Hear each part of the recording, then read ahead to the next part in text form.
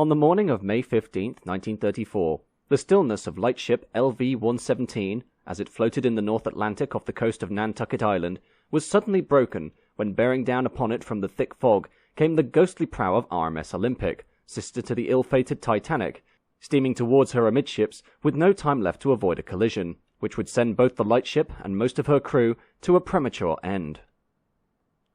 The Lightship, or light vessel, was a development that dated back to as early as 1731, when businessmen David Avery and Robert Hamblin placed the first example at the Nore near the mouth of the River Thames, the intention being to garner profit from this venture by charging a toll to every merchant vessel that utilized this navigational aid during the frequent fogs of the Thames estuary, while 89 years later in 1820, the first American lightship was introduced on Chesapeake Bay to help guide vessels heading to and from the major port of Baltimore. As lightships increased in popularity for waterways too far from land to be aided by fixed lighthouses, their operation fell under the auspices of the United States Lighthouse Service, the general operation of a lightship being undertaken by crews of around 10 to 14 men who lived in extremely cramped and lonely conditions away from the mainland, often having to endure extreme weather such as fog, violent storms, hurricane-force winds, swelling seas, and natural formations like ice flows that could potentially do damage to the vessel's hull. The fundamental role of the lightship being to remain at anchor at their designated stations regardless of the weather, and provide either a flashing light or a foghorn to help other ships safely navigate into and out of harbours or avoid dangerous passages. Given the fact that the main role of the crew of the lightship was to work through the harshest of storms to ensure the equipment aboard the vessel remained operational, lightship duty was among the most hazardous professions in the Naval Marine Service, with North American lightships being no stranger to tragedy, such as the loss of LV-82 Buffalo, a Lake Erie lightship which foundered during the Great Lakes storm of 1913 with the loss of 6 lives, while during World War I, lightship LV-71, anchored at the Diamond Shoals off Cape Hatteras, was sunk by the deck gun of German submarine U-140, although the 12-man crew and the survivors of nearby sunken merchant vessel SS Marak were allowed to evacuate before the U-boat opened fire, the only American lightship ever to be lost to enemy action. By 1909, over 100 lightships were at work with the United States Lighthouse Service in the Atlantic, Pacific, Gulf of Mexico, and the Great Lakes, the most intensive collection of these vessels being off the Atlantic seaboard, where heavy shipping traffic into and out of the East Coast ports of New York, Boston, Baltimore, Norfolk, and Savannah required constant navigational aid in order to allow for safe but speedy transit through the narrow waterways of Delaware Bay, Chesapeake Bay, and the Nantucket Shoals. Nantucket LV-117 itself was one of a batch of lightships commissioned in 1930, and included sister lightships San Francisco LV-100, Swiftsure LV-113, New Bedford LV-114, Frying Pan LV-115, and Chesapeake LV-116, the 117 being launched in March of that year, and comprised a steel-hulled vessel with steel deckhouses fore and aft, a funnel amidships for engine exhaust, and 2 masts atop which were placed electric lanterns and an electric foghorn, the vessel also being fitted with submarine signal capability, where, using a submarine oscillator, it was allowed greater range and reliability for fog signals, all systems for the ship being powered by 4 101 horsepower diesel engines and a 350 horsepower electric propulsion motor. 42 miles southeast of Sankaty Head Lighthouse on Nantucket Island, LV-117 was moored in 30 fathoms or approximately 180 feet of water, and guided ships along the main shipping corridor into and out of New York Harbor, the lightship being praised by the Lighthouse Department as it accommodated the latest in lightship design and construction, although her service career was far from uneventful, the LV-117 taking aboard the 8-man crew of fishing schooner Aloma, which foundered during a storm on February 8, 1931. While during another storm on June 27, 1933, the vessel broke free from its chain and drifted out of position, only being able to return to her station once the gales had died down 3 days later. On January 6, 1934, the LV-117 suffered a near sinking at the hands of United States Line's flagship SS Washington, the largest American ocean liner built at that time, when, following a misjudgment of coordinates by the Washington's lookouts, the 24,000-ton gigantic luxury liner sideswiped the 630-ton lightship, ripping off and dragging away the radio antenna yards and causing minor damage to the hull plating, and although the LV-117 was able to limp back to port for repairs, the 11-man crew, shaken by the experience, expressed strong concerns as to the safety of the lightship, and were firmly of the belief that they would soon be accidentally rammed by an approaching liner.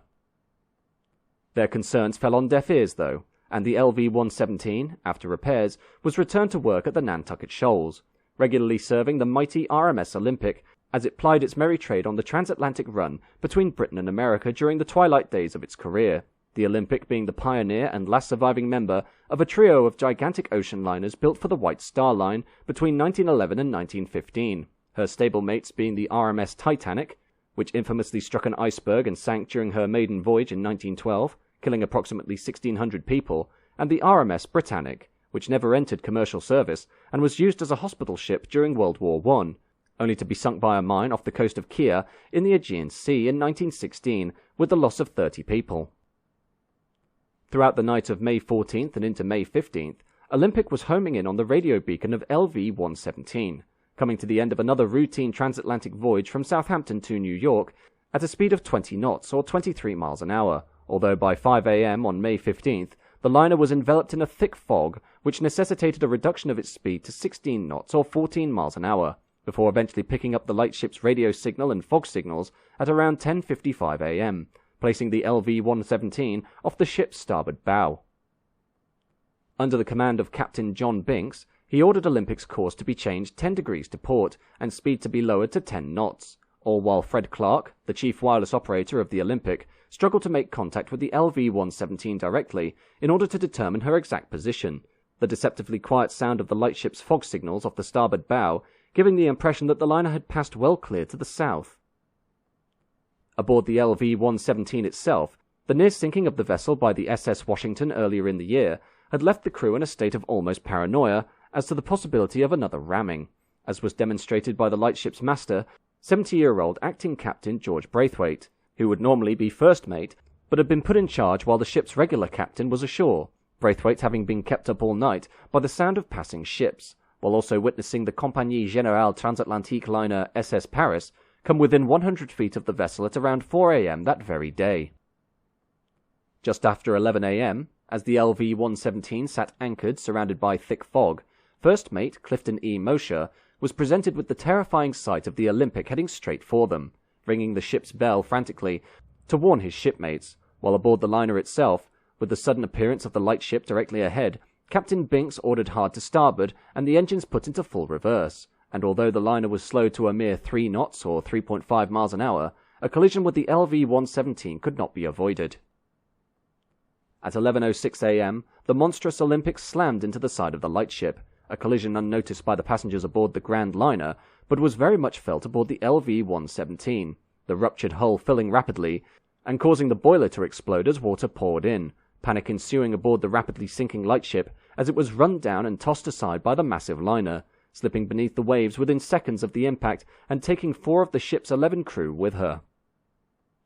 Before Olympic had even come to a halt, though, the ship's crew, with amazing speed and efficiency, were preparing to launch a portside lifeboat to rescue the survivors, followed by a starboard lifeboat and one of the Olympic's motorboats, the liner sounding its whistle and launching flares to help guide the rescue boats back to her as she drifted away from the crash site and into the fog, rescue efforts continuing into the afternoon as Binks clung to the hope that there may have been more survivors in the water, but was eventually forced to give up the search, Olympic resuming its journey at around 12:30 p.m. Upon arrival in New York, it appeared that news of the collision had travelled faster than the Olympic, as within 20 minutes of the incident, newspapers had received word of the crash and were therefore gathered in their droves at the White Star Line's Pier 59 in Manhattan by the time the liner was pulled alongside, bombarding Captain Binks, who had been awake for nearly 30 hours due to the constant threat of the fog during the latter stages of the voyage, with questions as to the accident. Tragically, not all of the 7 survivors made it back to New York, 3 of those who had been pulled aboard succumbing to their injuries or the effects of the freezing Atlantic water, while Captain Braithwaite himself would pass away a few months later, leaving the only survivors of the collision as First Mate Clifton E. Mosher, radio operator John Perry, and oiler Laurent U. Roberts, the White Star Line, as the owners of the Olympic, reimbursing the lighthouse service for the $300,000 construction cost of LV-117's replacement, LV-112, while restitution to the families of those who had lost loved ones aboard the Lightship was made through the United States Employees Compensation Act. In the aftermath of the collision, Captain John Binks, a distinguished officer and veteran of the Gallipoli campaign of World War I, with a lengthy and near-flawless career of 45 years behind him, found his reputation tarnished by the incident, as his name was splashed across the newspapers during the inquiry, his position as master of the Olympic making him the perceived villain of the disaster. Although after his retirement from the White Star Line 6 months later, he would continue to find work on the ocean waves until his passing on February 6, 1939. Despite the minor damage to its prow, Olympic was allowed to undertake its return voyage to Southampton 2 days later, where repairs were administered, although the mighty liner itself would soon meet its own end, as, following the merger of the ailing White Star Line with the rival Cunard Line 5 days before the disaster, the vessel, as the largest British-built liner afloat at the time, was quickly replaced by a new generation of liners in the form of the Queen Mary and the Queen Elizabeth, allowing for the ship, as the last of her ill-fated kin, to be retired in April 1935 and slowly scrapped over the course of the next 2 years. As for the practice of lightships, these continued to play a vital role in providing navigational aid to vessels until March 29, 1985, when the United States Coast Guard, as a successor to the United States Lighthouse Service, withdrew LV-112's replacement, Nantucket 1, as the last example in operation. The rise of radar and sonar-based navigation for modern ships, combined with the use of Texas towers and large navigational buoys, rendering the comparatively expensive practice of lightships obsolete, although LV-112 would be preserved upon its retirement in 1983 and is now on display in Boston Harbor, Massachusetts. Today, the crash of the RMS Olympic into LV-117 is remembered more as a novelty rather than a tragedy, recounted simply because it happened to involve the sister ship of the infamous RMS Titanic, with few truly appreciating the loss and sacrifice of the lightship's crew, as they, and many others, braved the frigid, churning waters of the North Atlantic, sitting at anchor through all weathers to provide much-needed assistance to among the world's largest and most famous ocean liners, their duty tainted by the terrifying but not uncommon prospect that, in the gloom and murk of soup-like fogs and moonless nights, their comparatively small vessel may be rammed and sunk by the very ships they'd sworn to protect.